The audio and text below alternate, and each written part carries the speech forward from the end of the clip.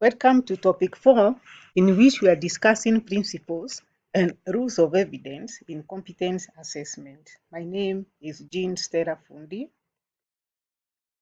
Now, our topic outline has two areas, and that is the principles of assessment and then rules of evidence in assessment.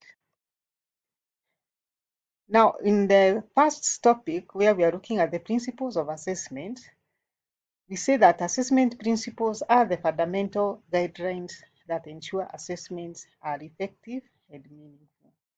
They guide us in conducting assessment as they provide a framework for designing, implementing, and evaluating assessment. Some of the key assessment principles include, but are not limited to, validity, reliability, flexibility, and fairness. Now, let's start by looking at validity in competence-based assessment. Validity refers to the extent to which an assessment measures what it claims to measure. Now, when is an assessment considered valid? Number one, when the assessment outcomes are supported by performance evidence, when the assessment is aligned with occupational or competency standards, learning outcomes, and the performance criteria, and when evidence is directly related to competencies and are demonstrative of meeting the performance criteria. Now, let's look at reliability as an assessment principle. Reliability ensures that there is consistency and accuracy in the assessment outcomes. To ensure that there is reliability in assessment, assessors should use consistent methods and procedures across assessments. Number two, there should be monitoring and reviewing practices to maintain standards and ensure assessors are competent in assessment. Flexibility in assessment. Flexibility can be considered to be the ability to adapt or to adjust to new, changing, or unexpected circumstances with ease. To achieve flexibility in assessment processes, it should, number one, adapt to the candidate's needs and context. Number two, allow the candidate to negotiate certain aspects like timing and assessment methods. Number three, should incorporate both on-job and off-the-job assessment components. And number four, there should be recognition of prior learning and competencies from various acquisition methods. What is fairness in assessment? It is the quality of being just, impartial, and free from bias or favoritism. To be fair in assessment, ensure that assessments do not disadvantage any candidate or group. Communicate clearly expectations and assessment methods to the candidate. Maintain equity by avoiding barriers that can be based on age, race, gender, disability, or any other form of diversity. And collaborate with the candidates in developing assessment processes to enhance transparency.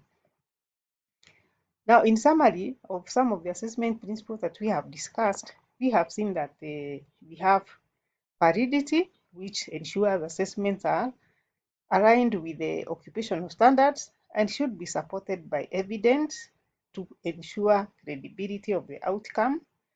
Should be reliable in the sense that there should be consistency and accuracy of assessment, and that will give confidence that the results can be depended upon across different contexts.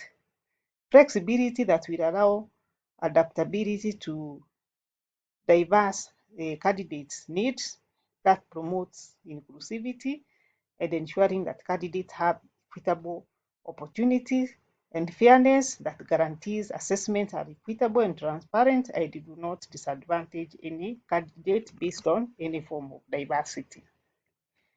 Now let's look at some examples of each of those principles. Like, for example, validity, where we said an assessment should measure what it is intended to measure. An example would be a situation where maybe we are giving a mathematics test. That test should only include math-related questions, not any content that is not related to mathematics. If it is reliability, to ensure consistent results under similar conditions, an example would be where we have like two assessors marking the same test independently. They should be able to provide similar scores. That way you can be able to ascertain that the results are reliable or dependable. Fairness, there should be no bias and it should be equitable to all the candidates. An example would be if you have a candidate who has eye problem and cannot read properly, this candidate can be given extra time. Flexibility, we say that method should accommodate different candidate needs or context. For example, you can allow a practical demonstration for a kinesthetic trainee instead of having a written test. Authenticity, that reflects a trainee's own ability and work. An example would be where the student's practical work is observed directly by the assessor. Sufficiency, where we said enough evidence should be provided that will assist in making reliable judgment of competency. An example would be use of a portfolio that may contain multiple examples of completed tasks or projects. Transparency, where the criteria and expectations must be clear to all involved. That can be done by providing a detailed rubric before an assignment is submitted. And then practicability in terms of being feasible and manageable. This can have an example, maybe having an online quiz that can save on time and resources while testing the theoretical aspect. So these are some of the principles, and you notice that we have added more principles that can help us to guide the processes in competence assessment. Now let's move on to the rules of evidence in assessment. Now, rules of evidence in assessment provide information that can help us to correctly make judgment of a candidate's level of competence, information that can be relied upon. And so we have quite a number of rules that should be observed in order to ensure that the judgment that is made is credible. Number one is sufficiency. That is, evidence gathered should be adequate to support definitive judgment of a candidate's competency, ensuring that there is enough evidence to assess all the performance criteria thoroughly. Then the other one is currency.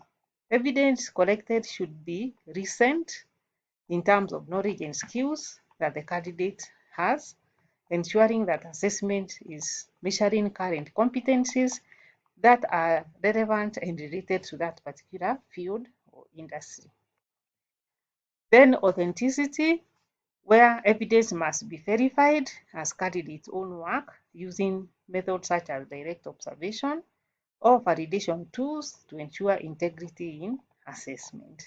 Validity, there should be clear alignment between the requirements of the unit of competence and the evidence presented that will guarantee that the assessment outcomes are credible and can be defended. So some examples of rules of evidence, for example, the rule on validity, the evidence which must accurately measure the knowledge, skills, and competencies of the trainee. An example would be an exam which is designed to assess writing skills should include writing tasks and not multiple choice questions, because multiple choice questions will not reflect the writing skills. Authenticity, evidence which must reflect the candidate's own work and their ability. An example would be where you have a portfolio of written assignments that should be students' original work and not copied. Sufficiency, where there should be enough evidence to demonstrate competence across the performance criteria. An example would be a student should be able to provide several examples of their work that show their skills in different contexts. Currency, evidence which should be up to date and reflect current standards or practices. An example would be an assessment for a technology job where evidence programming skills should be current and not outdated skills. Consistency, where evidence must be comparable across different assessors and settings. An example is where we can have multiple assessors who should score the same work similarly based on a clear rubric.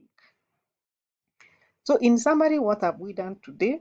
We have looked at the principles that guide during a competent assessment, and we have also looked at the rules of evidence that help us to ensure that the judgment that is made on a candidate's performance is credible.